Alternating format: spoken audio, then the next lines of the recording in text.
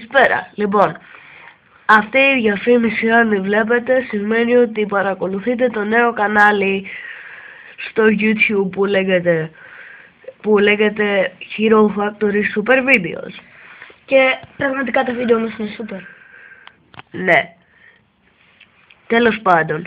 Λοιπόν, αυτή η διαφήμιση συγκεκριμένα σας ειδοποιεί για να δείτε το κανάλι μας, που αν το πατήσετε κάτω από την οθόνη θα το δείτε. Αλλά για περιεχόμενο, ας κάνουμε μία εισαγωγή για το κανάλι μας. Λοιπόν, το κανάλι μας θα έχει super, τέλεια, φανταστικά, τώρα αργότερα, υπέροχα, τέλεια, ναι, το είπα, και πραγματικά όλες οι καλές λέξεις βίντεο. Τέλος πάντων, βάλτε το στο σελίδοδείκτη σας, στο μυαλό σας, στο ιστορικό σας και μην το καθαρίσετε ποτέ και κάντε ό,τι προσπαθείτε για να το θυμηθείτε. Αυτός είναι ο Stormer, εγώ είμαι ο Φούρνα και αυτός είναι ο Ρόκαν. Οι τρεις βασικοί χαρακτήρες. Καλά, εντάξει, φαίνεται μας ξέρουν και από τη σειρά. Τέλος πάντων. Λοιπόν, πατήστε πάνω στο κανάλι μας για να δείτε τα βίντεο μας. Αυτό είναι το πρώτο που βάζουμε. Και να είστε ποιητικοί για μην τυχόν κουνήματα κάμερας και τέτοια, είναι το πρώτο μας βίντεο σε αυτό το κανάλι. Ναι, τέλος πάντων. Επίσης, ναι, έχουμε φτιάξει και το κανάλι μας γενικώς, δηλαδή δεν είναι ένα άσπρο τίποτα χωρίς εικόνα και χωρίς φόντο. Δεν είμαστε μερικούς άσχετους, δηλαδή, αυτό θέλω να πω. Παράδειγμα, ναι, παράδειγμα υπάρχουν κάποιοι άσχετοι, ηλίθιοι, οι βλάκες. Ναι, είμαστε στο ίντερνετ, φίλε. Εντάξει, που δεν ξέρουν να χειρίζονται την κάμερα, δεν θα μετανομάσω. Που δεν ξέρουν να χειριζόνται την κάμερα, συνεχίζω εγώ, ναι, και δεν ξέρουν ούτε να βάζουν φόντο, ούτε εικόνα στο προφάιλ τους και γενικώς δεν ξέρουν τι είναι προφάιλ.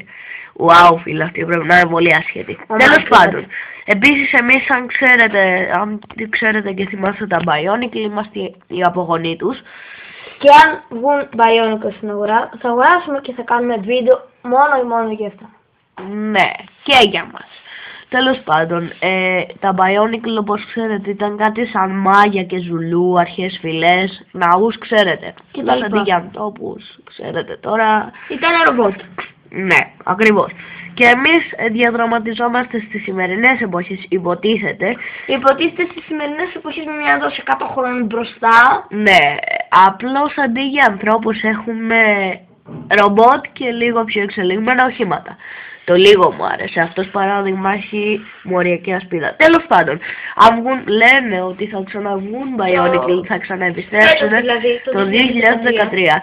Γιατί σε κάποια διαφημιστικά του 2010 έλεγε Hope, δηλαδή ελπίδα, coming 2013. Έρχονται το 2013.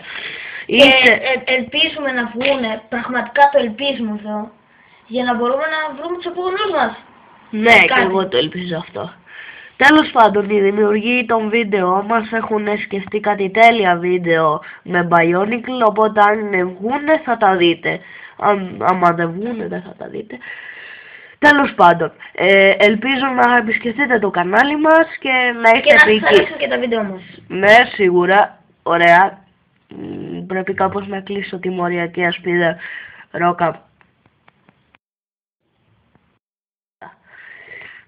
Ναι, επίσης έγινε ένα προβληματάκι με την κάμερα. Μη μας παρεξηγήσετε.